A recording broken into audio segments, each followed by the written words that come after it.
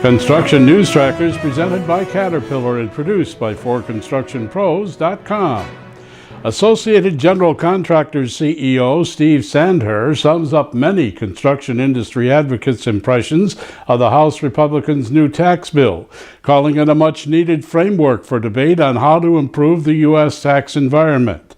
Lack of set-asides to fund President Trump's $1 trillion infrastructure promise or save the faltering Highway Trust Fund prompted industry advocates to challenge the bill's provisions that would take tax advantages away from construction. The current bill revokes tax-exempt status for interest on municipal bonds, which finance nearly two-thirds of core U.S. infrastructure work. A bipartisan group of 150 members of Congress signed a letter earlier this year urging House leadership to keep the deduction, and those calls have been renewed since release of the GOP bill. The bill would also cap the tax rate on some income for partnerships, sole proprietorships, S-corps, and other pass-through entities at 25%, but excludes some service industries, including engineering and consulting. The American Institute of Architects won't support the bill as drafted, and AGC is committed to vigorously advocate for more inclusive pass-through language too. Most AGC member firms are pass-through entities, and Sanders warns that any failure to address pass-through businesses in the final plan would mean many construction firms would not benefit. The 2018 construction outlook from Dodge Data forecasts a 3% rise in the value of total construction starts to $765 billion next year.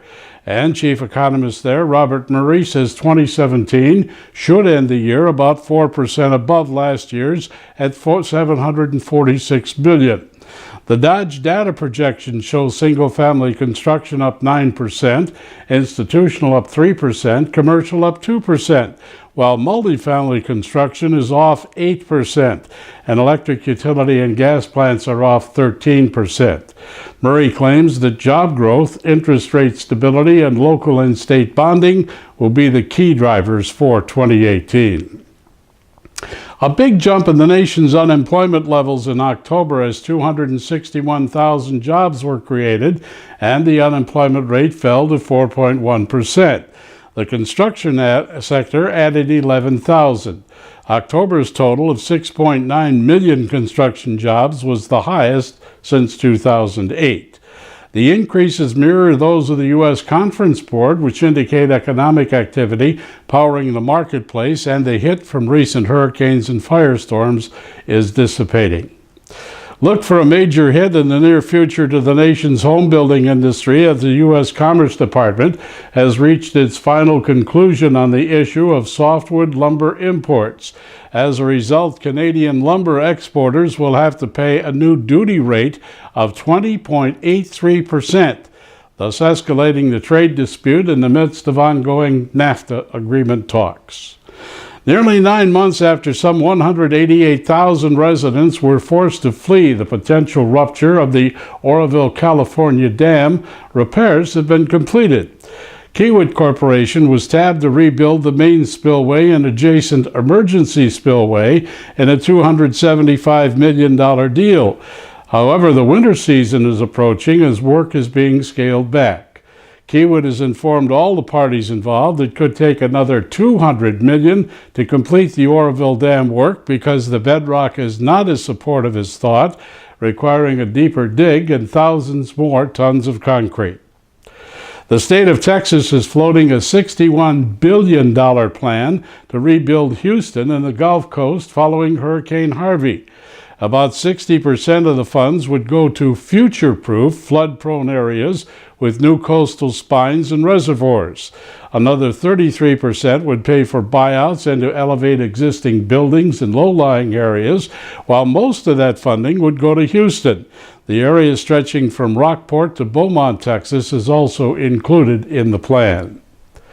The November elections were good for construction projects nationwide. Approved by voters or a $937 million Denver bond issue for transportation, a $1 billion Texas bond issue to pay for transportation and other issues, a school bonding effort for $922 million in Mecklenburg County, North Carolina, and a $1 billion bonding to build a new passenger terminal at Kansas City Airport.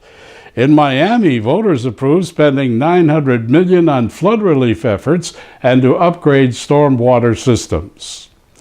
A new revolutionary robot has been developed by a Pennsylvania construction company that can tie rebar to form bridge decks.